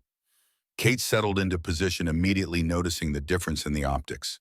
The clarity was unprecedented, with range finding and atmospheric data displayed in her field of view without obstructing the target. Her first shot flew true, striking the center of the target with remarkable precision. The integrated sensors immediately displayed the exact impact point and suggested minute adjustments for her next shot. The system is learning from each shot you take, Dr. Chen explained from her monitoring station. It's mapping your tendencies and adjusting its calculations accordingly. They progressed steadily through increasing distances. At 3,000 meters, well beyond conventional sniper ranges, Kate was still able to place shots within the target zone with startling accuracy. This is unprecedented, Dr. Chen said, reviewing the data streaming into her systems. Your accuracy at 3,000 meters exceeds our theoretical models. Williams nodded for the first time, showing genuine approval. The weapon is exceptional, but so is the shooter. You're doing things that should be impossible, Reynolds. The next day, they pushed further, attempting shots at 200 meters, distances that defied conventional ballistic science. It was here that Kate encountered her first significant challenge. Wind shifting erratically, Williams called out from the monitoring station. Gusts up to 20 miles per hour from multiple directions. Kate adjusted her aim using the Artemis system's calculations, but as she squeezed the trigger, she already knew something was wrong. The shot missed the target completely. Atmospheric distortion beyond predicted parameters, Dr. Chen noted, frowning at her screens. The system's algorithms are not accounting for the complex air currents at that distance. Kate tried again with the same result. A third attempt also failed. For the first time in the program, she faced a limitation she couldn't overcome. That's enough for today, Williams said, his earlier approval replaced by renewed skepticism. Let's review the data and try again tomorrow. That evening, Kate sat alone in her quarters, the day's failures weighing heavily on her mind. She had come to rely on the Artemis system's calculations, but at extreme distances, the technology had fallen short. For the first time, doubt crept into her thoughts. What if the skeptics were right? What if there were hard limits that couldn't be surpassed even with the most advanced technology? A knock at her door interrupted her thoughts. Marcus Chen stood there, a laptop tucked under his arm. Heard you had some trouble today, he said. Thought I might be able to help. Kate stepped back, surprised but grateful. Marcus, what are you doing here? I thought you were still at Fort Benning. Dr. Chen requested me specifically, he explained, setting up his laptop on the small desk. Said she needed someone who could think outside conventional ballistic mathematics. I arrived this morning. They didn't tell me, Kate said, genuinely pleased to see her former spotter. Wanted it to be a surprise, I guess, Marcus grinned. Now let's look at what went wrong today. For the next several hours, they reviewed the data from the failed shots, analyzing the environmental factors that had caused the misses. The system's treating the air mass as a uniform medium, Marcus observed, pointing to a graph on his screen. But at these extreme distances, there are multiple air layers with different temperatures, densities, and movements. The bullets passing through what amounts to several different environments. Kate thought about this, remembering her grandfather's lessons about reading the environment. The computer can't see the whole picture because it's measuring conditions at our position and extrapolating. But what's happening 2 kilometers downrange could be completely different. Marcus nodded enthusiastically. Exactly. We need to stop thinking about this as a pure mathematics problem and start approaching it as an environmental reading exercise. Your specialty. The next morning, Kate and Marcus presented their analysis to Dr. Chen and Master Sergeant Williams. We need to integrate more environmental scanning points, Kate explained. Instead of just measuring conditions at the firing position, we need distributed sensors that can map the entire bullet path. Dr. Chen considered this, then nodded. We can deploy drone-mounted sensors to create a 3-dimensional atmospheric map. It will take a few days to implement, but the approach is sound. In the meantime, Marcus added, Kate can start developing techniques to visually read the full environment. The system should augment her natural abilities, not replace them. Williams looked skeptical. You're suggesting we fall back on old-school methods when we have millions of dollars in technology at our disposal. I'm suggesting we integrate both, Kate replied firmly. The human eye can detect patterns that sensors might miss, especially at extreme distances. My grandfather could read wind patterns by watching dust devils form miles away. Technology can enhance that ability, not replace it. For the next week, while Dr. Chen's team worked on the sensor network, Kate and Marcus developed a new approach that combined the Artemis system's computational power with traditional environmental reading techniques. They spent hours studying the desert landscape, learning to identify subtle visual cues that indicated air movement, temperature gradients, and atmospheric disturbances. When the enhanced system was finally ready, but Kate faced the 200-meter challenge again, this time with a new confidence. Target acquired, Marcus called from his spotting position. Range 3,200 meters. Multiple air layers detected. Sensor network is mapping conditions across the entire bullet path. Kate studied both the digital readouts and the visual environment, integrating the 2 streams of information into a comprehensive shooting solution. I see it now, she said quietly. There's a thermal bubble midway downrange. The sensors are picking it up, but I can also see how it's affecting the mirage pattern. She made final adjustments that incorporated both the system's calculations and her own visual assessment. The shot rang out, and after the long 4-second flight time, the bullet struck within 10 centimeters of the target center. Hit confirmed, Marcus announced, unable to keep the excitement from his voice. Direct hit at 3,200 meters. Dr. Chen's team erupted in applause, but Master Sergeant Williams remained professionally reserved. "Let's see if you can do it again," he said. Kate did 5 more times in succession, each shot finding its mark despite the challenging conditions. The hybrid approach of advanced technology guided by human intuition had proven successful beyond anyone's expectations. The testing continued for weeks with Kate and Marcus refining their techniques and Dr. Chen's team constantly improving the Artemis system based on their feedback. The integration of human intuition with advanced technology was creating capabilities that neither could achieve alone. One morning, General Matheson arrived unexpectedly with a visitor. Major General Whitman from the Pentagon, the program's most vocal critic. Tall, lean, and immaculately dressed Whitman carried himself with the rigid posture of a man who believed in tradition above all else. "Sergeant Reynolds," General Matheson said, "this is Major General Whitman. He's here to evaluate the program's progress." Kate saluted crisply. "Sir." Whitman barely acknowledged her, addressing his remarks to Dr. Chen instead. "I understand you're claiming significant breakthroughs with the Artemis platform." "Not claiming, General, demonstrating," Dr. Chen replied, her voice level but firm. "We've achieved consistent accuracy at ranges previously considered impossible." "So I've heard," Whitman said skeptically. "I'd like to see these miraculous results for myself." The tension in the room was palpable as they moved to the firing range. Kate could feel Whitman's disapproving gaze as she prepared the Artemis system for demonstration. Marcus, sensing her discomfort, stepped closer. "Don't let him get to you," he whispered. "He's already decided what he wants to see." Kate nodded, focusing on her preparations rather than the politics swirling around her. The Artemis rifle felt comfortable in her hands now, a perfect synthesis of traditional marksmanship and cutting-edge technology. 3,000 meters, Dr. Chen announced. Standard test protocol. Kate settled into position as Marcus began calling out environmental readings. The integrated sensor network was displaying real-time data across the entire bullet path, creating a comprehensive atmospheric picture. "Multiple crosswinds detected," Marcus reported. "Thermal layers at 1,000 and 2,000 meters.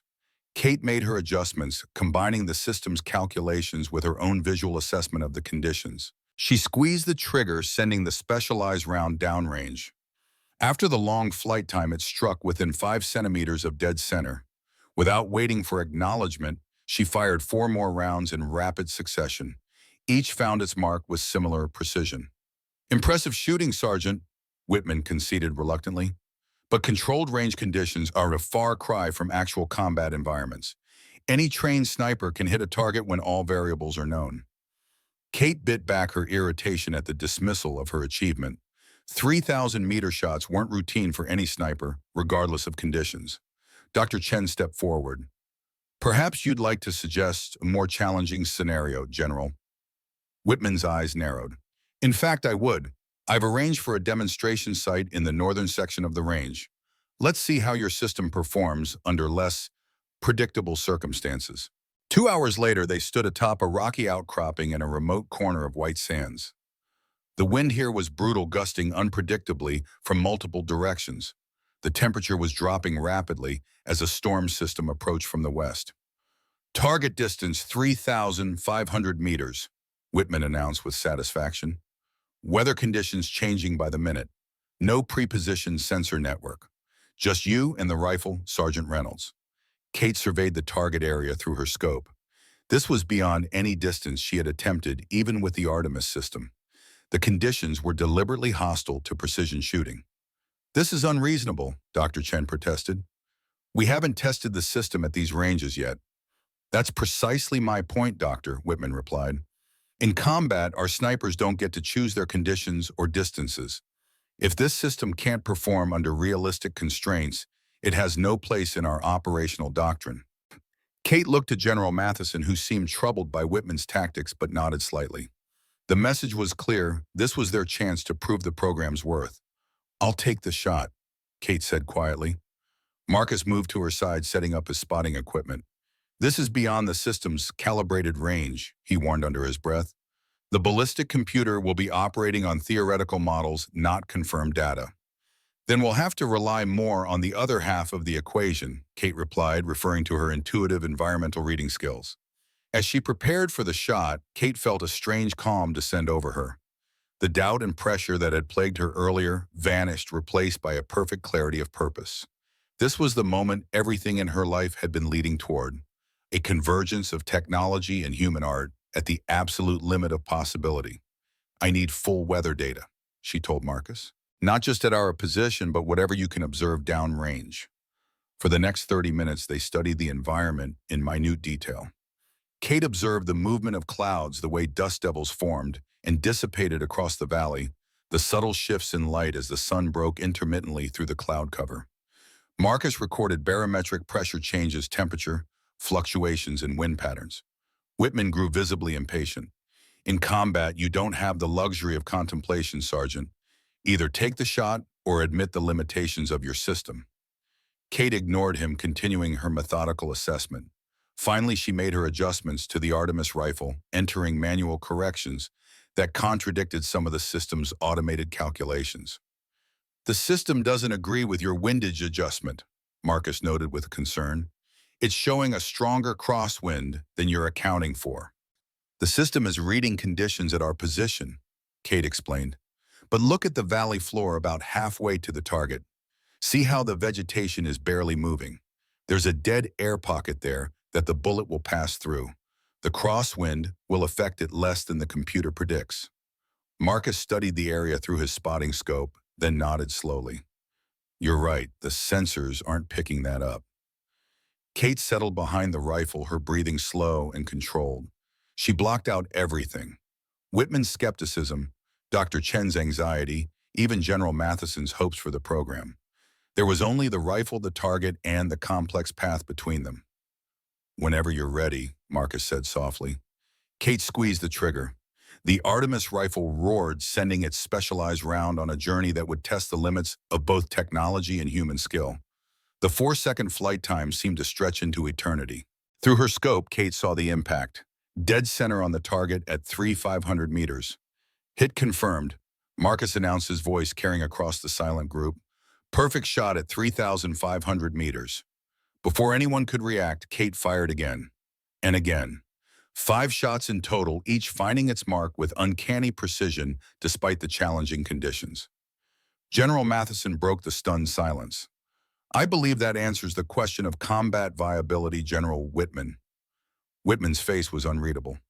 One demonstration doesn't validate an entire program, General, and we still haven't addressed the cost-benefit analysis. This system is prohibitively expensive compared to our existing sniper platforms. With respect, sir, Kate spoke up, surprising everyone. The cost of the Artemis system should be measured against the lives it can save. The ability to neutralize high-value targets at these distances changes the entire risk calculation for special operations forces. Whitman fixed her with a cold stare. Tactical doctrine isn't determined by field operators, Sergeant. It's established by those with the strategic perspective to understand the broader implications. Actually, General Matheson interjected, tactical doctrine evolves through the integration of strategic vision and field experience. Sergeant Reynolds has demonstrated capabilities today that force us to reconsider our existing paradigms. He turned to Kate. Well done, Sergeant. You've given us much to think about. As they returned to the facility, Kate sensed that the demonstration had shifted the dynamics of the program. She had proven not just the viability of the Artemis system, but also the crucial role of the human operator in pushing its capabilities beyond theoretical limits.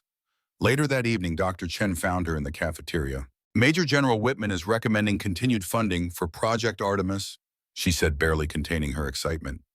He's still skeptical, but today's demonstration was impossible to dismiss. Kate smiled.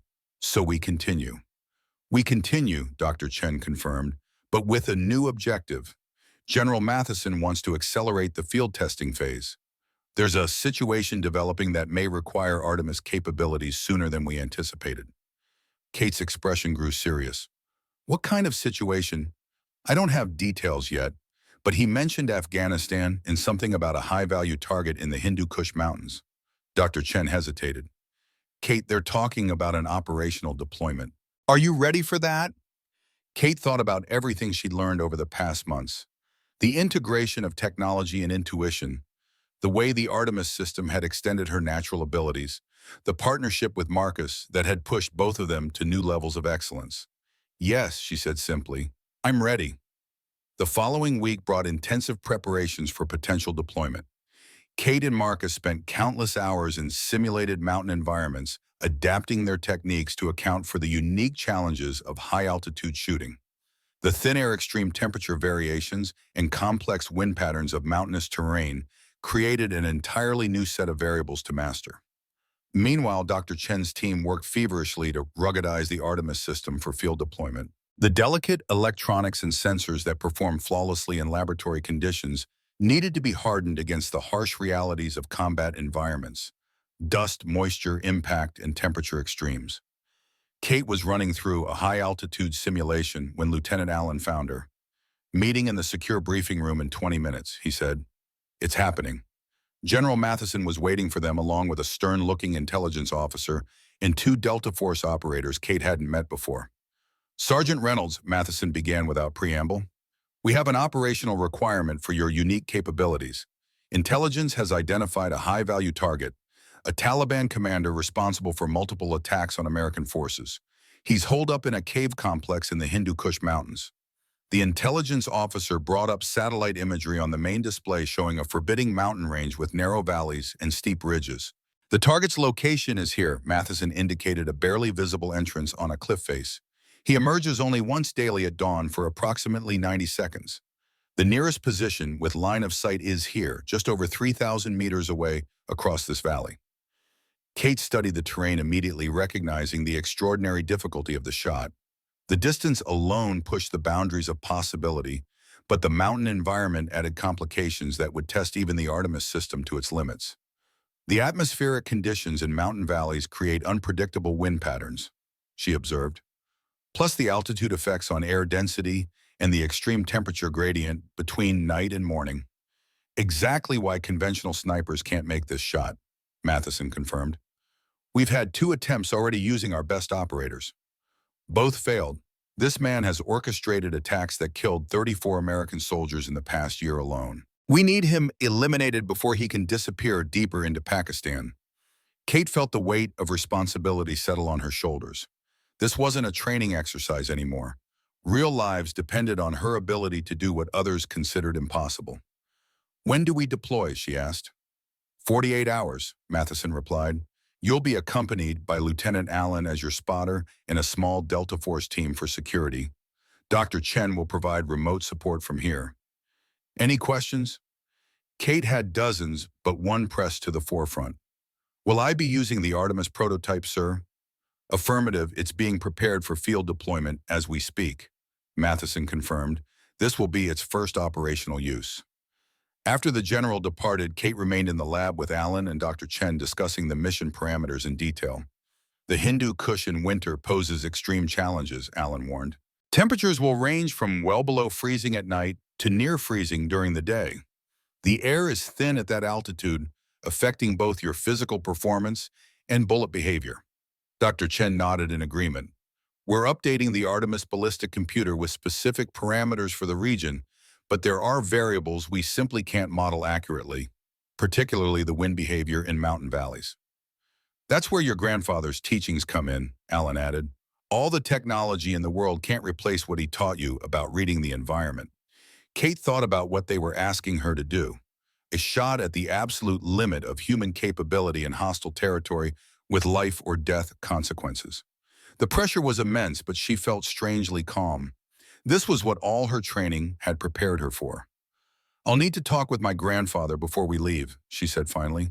There are specific techniques he taught me for high-altitude shooting that might help. Allen arranged for the call that evening. Michael Reynolds, now 86, listened carefully as Kate explained the mission in general terms, avoiding classified details. Hindu Kush in winter. The old man mused, his voice still strong despite his years. I was there once long ago. The mountains have their own breath, Kate. The wind doesn't just move around obstacles. It speaks to you if you know how to listen.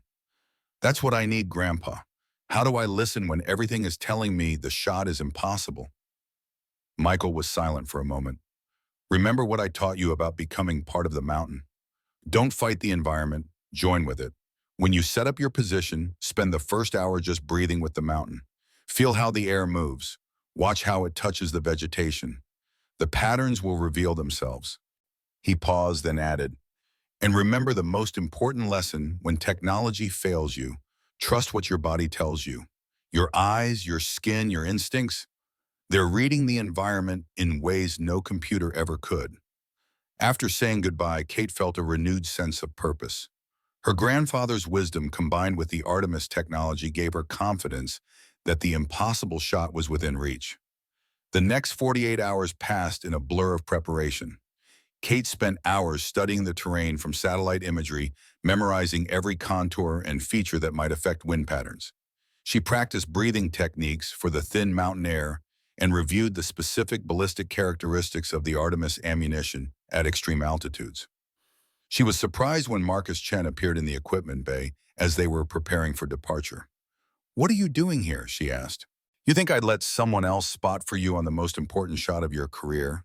he replied with a grin. Dr. Chen pulled some strings. "I'm officially part of the mission now." Kate felt a wave of relief. Having Marcus's familiar presence and mathematical precision would be invaluable, especially under the pressure of a combat operation. When the time came for deployment, she was as prepared as humanly possible.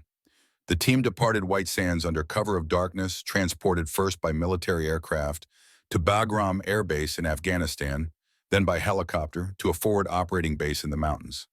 The final approach to their shooting position would be on foot, a grueling climb up treacherous terrain in the dead of night to reach the designated spot before dawn. Kate carried the Artemis rifle carefully protected in a specialized case.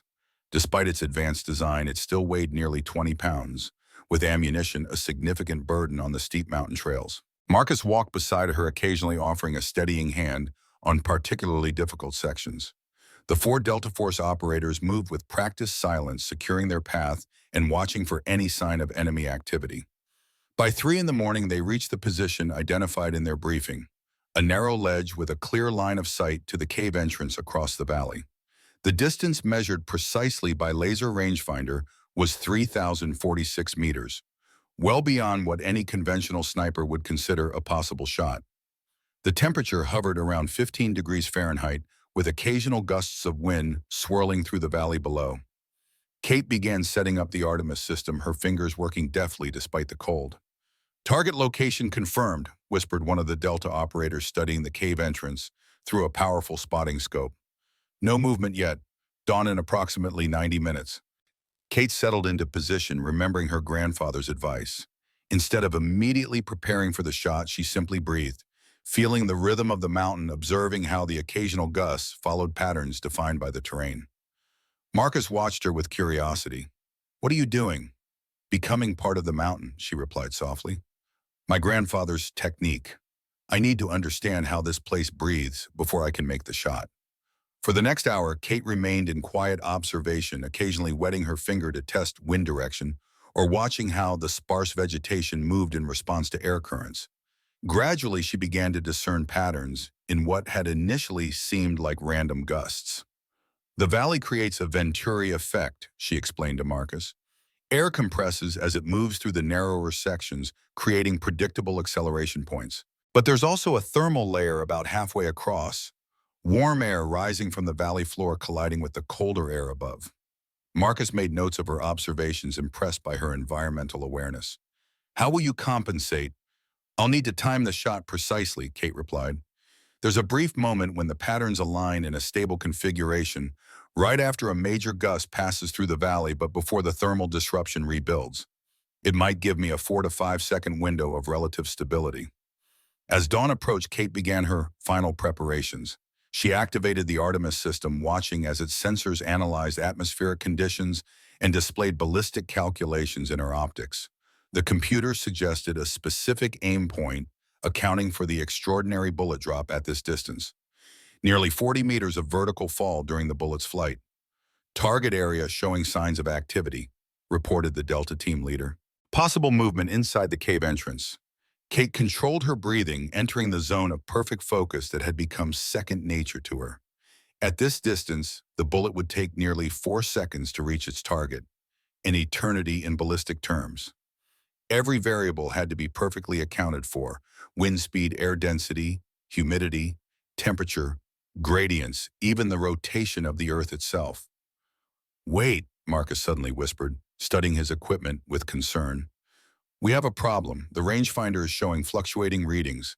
The atmospheric interference is stronger than anticipated." Kate checked the Artemis system display and saw the same issue.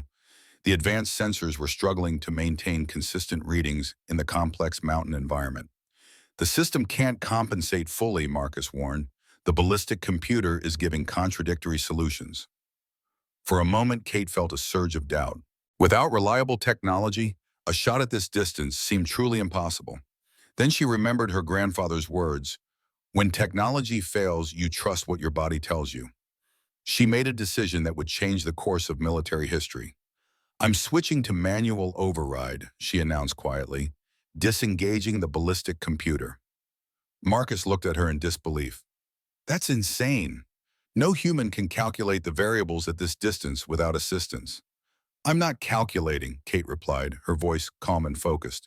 "I'm feeling, just like my grandfather taught me." She adjusted her position slightly, finding the perfect alignment between her body, the rifle, and the target.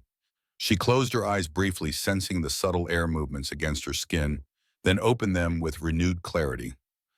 "Target has emerged," the Delta leader reported urgently. "Confirmed visual match. You have approximately 60 seconds before he returns inside." Kate settled into her breathing rhythm, feeling the mountain around her, becoming one with the environment as her grandfather had taught her. The Artemis rifle, despite its advanced technology, was now simply an extension of her body, a conduit for her will and skill, rather than a computerized system. "Wind shifting," Marcus warned, his voice tense. "Major gust approaching from the South Valley." Kate waited, patient and still. She could feel the approaching gust. Before their instruments detected, it could sense how it would move through the valley and when it would create the momentary window of stability she needed. 30 seconds, came the urgent update.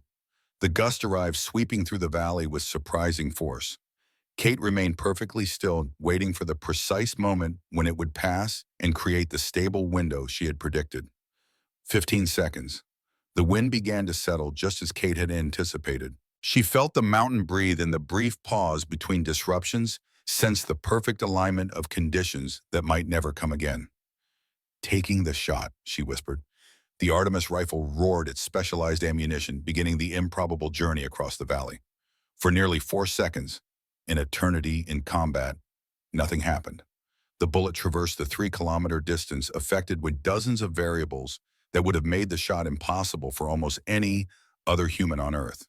Through her scope, Kate watched with perfect clarity as the target suddenly jerked backward, then collapsed.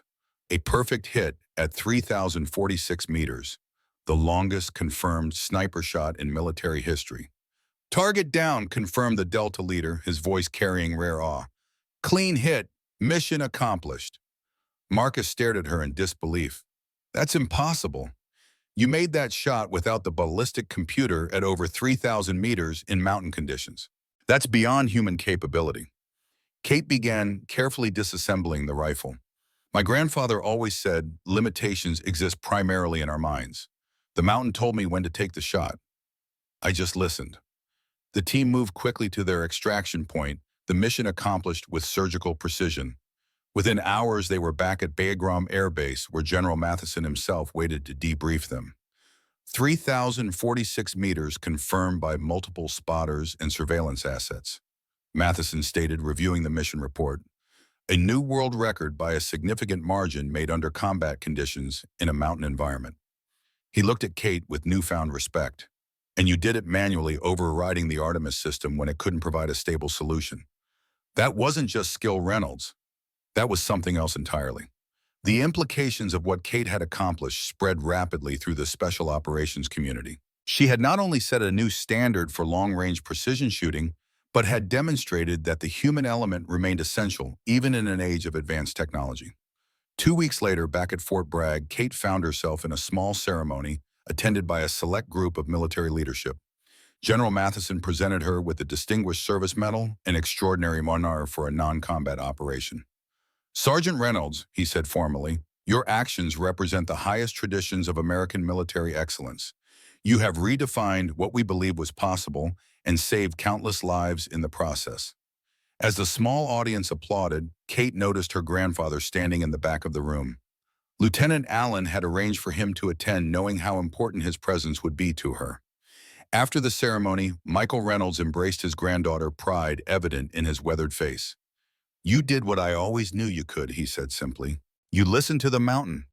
"I had a good teacher," Kate replied, emotion making her voice uncharacteristically soft. To her surprise, she saw Major General Whitman approaching. The man who had been so dismissive of both her and the Artemis program now wore a different expression, not quite apologetic, but respectful. "Sergeant Reynolds," he said formally, "your achievement has forced us to reconsider some long-held assumptions about the future of precision engagement capabilities. The Pentagon is establishing a new unit focused on extreme long-range operations, and we'd like you to help develop its protocols and training methodologies." Kate glanced at her grandfather, who nodded almost imperceptibly. "I'd be honored, sir," she replied. Captain Davison, who had also been invited to the ceremony, approached them with an extended hand. "Mr. Reynolds," he said, shaking the older man's hand firmly, "your granddaughter has made history." Turning to Kate, Davison's expression turned solemn.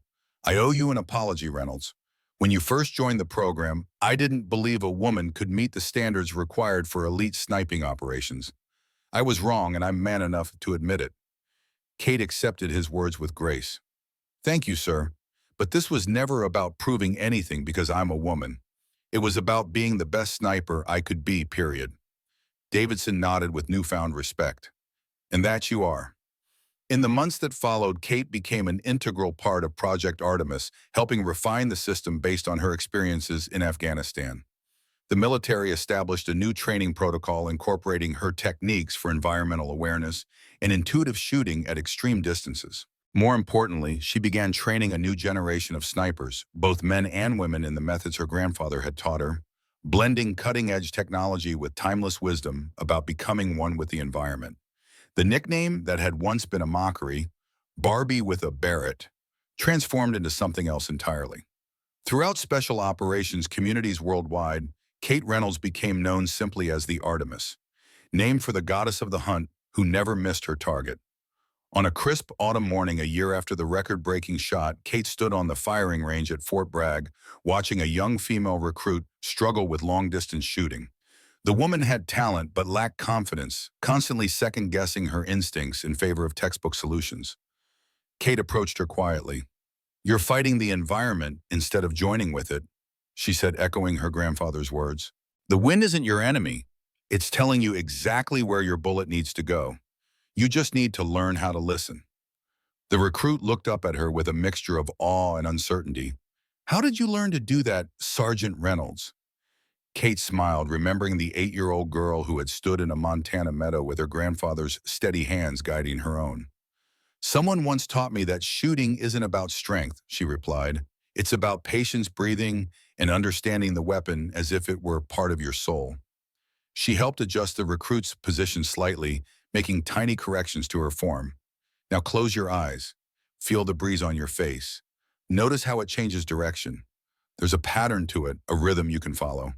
The recruit followed her instructions, her expression slowly changing from frustration to understanding as she began to sense what Kate was describing. "Now open your eyes and take the shot when you feel it, not when the manual says you should." The rifle cracked, and downrange the target showed a perfect hit. "That's it," Kate said with approval. "You're not just shooting, you're having a conversation with the world around you." Marcus joined her as she walked away from the now confident recruit. "Not bad," he said with a smile. "You sound just like your grandfather." "Highest compliment you could give me," Kate replied. Speaking of which, Marcus continued, handing her a folder. "The Joint Chiefs approved the expansion of the Extreme Long-Range Sniper Program. 10 new Artemis systems, and you've been promoted to Program Director." "Congratulations, Captain Reynolds." Kate took the folder, momentarily stunned by the news. "Captain." "Effective immediately," Marcus confirmed. General Matheson said it was the easiest promotion he's ever approved. As they walked back toward headquarters, Kate reflected on how far she had come from those early days when mockery and doubt had threatened to derail her dreams. The journey had been difficult, often painful, but it had led to this moment, the beginning of a new chapter that would expand on everything she had learned and achieved. The nickname Sniper Queen no longer carried any hint of ridicule. It had become a title earned through extraordinary skill, unwavering determination, and a record-breaking shot that had changed military history forever.